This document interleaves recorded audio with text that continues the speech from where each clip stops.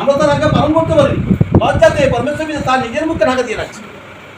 তোমার সন্তান যদি কোথাও চুরি করে ধরা পড়ে যায়, তুমি যাবে চলাতে? তোমার যা করছে করো, তোমার যা শান্তি দেবে করে কি না করে না?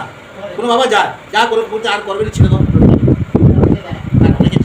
এটাই হলো আসল বাচ্চা শিক্ষা পাবে।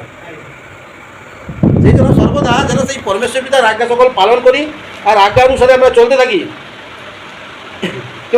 যেমন জীবন্ত পিতা আমাকে প্রেরণ করিয়াছেন এবং পিতা হেতু আমি জীবিত আছি, সেই রূপ যে কেউ আমাকে ভোজন করে আর সেও আমার হেতু জীবিত থাকবে। তাহলে কী বললো?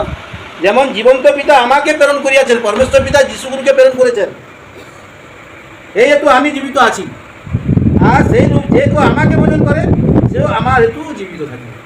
যিশুগুরু যেমন ঈশ্বরের বাক্য পালন করছিলেন, তিনি জীবন্ত আছেন, অনন্ত জীবনে আছেন, তার নাম ধরে পরিত্রাণ। সেই রকম যারা আমার